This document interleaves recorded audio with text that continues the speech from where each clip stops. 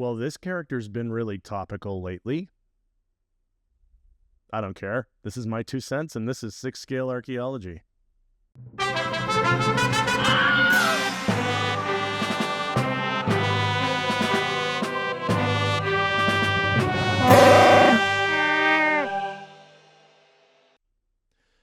Greetings and welcome to another episode of 6 Scale Archaeology. This is episode 8 of a 10-part series. I'm Rob, your friendly neighborhood archaeologist, and I will be your host as we go through my personal grails. So, as I mentioned in the intro, there's been a lot of this character floating around lately. There's been a lot of different iterations that have popped up. All of them, in my opinion, are fantastic. I don't have a problem with any of them. But you got to pick and choose sometimes. And when you're going to do that, you probably want to decide which one is the definitive version for you. That's right. We're talking about none other than Darth Vader. Now, in the past few months, there's been a lot of Darth Vader coming out of Hot Toys. And that's fine. I don't have a problem with that. That's great for the people who live by that mantra of must have all. So in this case, must have all Vaders. And that's totally fine. I have no problem with that. You do you. In this case, near as I can tell, there have been 7 Vaders that have been announced or released in the last year. I think we started with the battle damaged Vader from the Obi-Wan Kenobi show, which I thought was amazing and was an instant grail for a lot of people when it was first announced and when it first came out. Then there was the Mythos-inspired battle-damaged version that came out a few months ago, was announced a few months ago. That's not been released yet, obviously. It's still under a lot of people's payment plans, but it has not been released, and that kind of took the spot for greatest battle-damaged Vader version, because it is, as I said, very Mythos-looking. Then after that came the 40th anniversary Darth Vader from Return of the Jedi, which for me is incredible.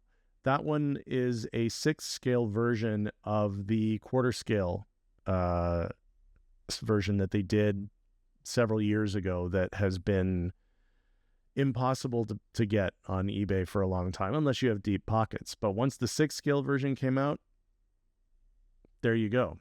Then after that, we had the blue and red highlighted battling version Darth Vader that was highlighted at Japan Celebration this year. It's an interesting Darth Vader. It's very cool. It was an exclusive. It is now on Sideshow, and you can get it if you want it. It's still there, so I'm guessing that it's not the most popular version of Darth Vader that people really want to have in their collection, but I still think it looks really cool. I won't get it, but I think it looks really cool. Then we had Darth Vader's Sith Apprentice, which was basically Darkside Anakin done again with artisan hair, and was also an exclusive and was only at Japan Celebration. I don't think they made very many of those, maybe 1,000 of them. And I think Sideshow decided to let that go and not bring those over because they haven't showed up on Sideshow. And the only way that people that I know who have one were able to get one is they had friends that went to Japan and picked it up for them. And those are some fantastic friends. Then we had the most recently announced Darth Vader from Revenge of the Sith, while he's on the operating table being put into his suit from the end of the movie. That one is epic. That one is really, really cool. That one will be mine. But that is another version that has recently been released or announced. And for those who just want to have a cheaper version, or not cheaper in the sense of quality, but just a more affordable version, through their Hano studio, Hot Toys released the Darth Vader from Rebels. So more animated looking Vader, still very cool looking. But that's a lot of Vaders. So given that there's so many Vaders that are available at this moment, I've decided to focus strictly on, as I always do, my grail, and the one that means the most to me, for me, the definitive Darth Vader to have in anybody's collection. And he is the definitive Darth Vader in my collection as well. And that is the 40th anniversary of Return of the Jedi Darth Vader. So let's have a look at him.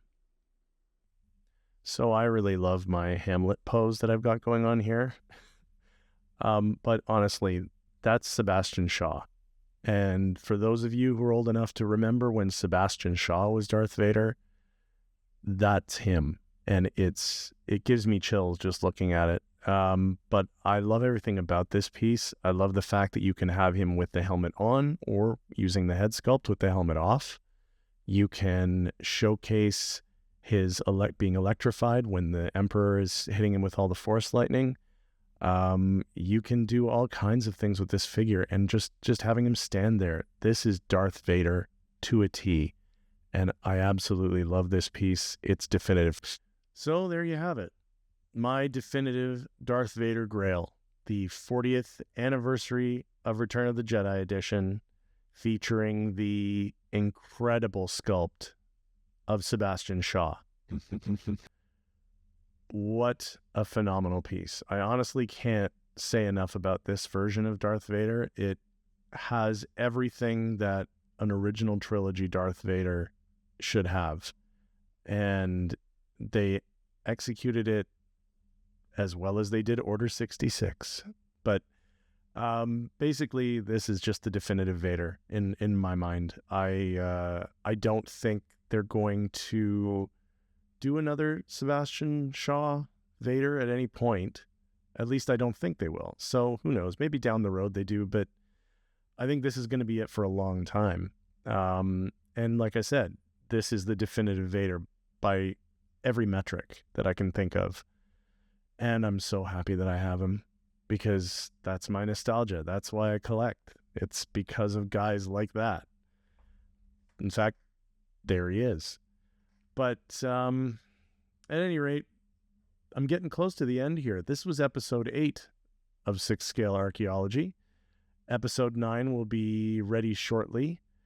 And then we will follow it up with episode 10. And that one will be a little bit of a retrospective on all the grails that I've selected throughout this series. And I will then give you my final grail in my collection. And it may not be what you think. In fact, I'm pretty sure it won't be what you think. But at any rate, that's it for this one. Please remember to click the like button, subscribe. I'm really trying to grow this channel, and share this out to help me with the algorithm on YouTube. That would be fantastic, and I would appreciate it greatly. So until next time, it's not the years, it's the mileage.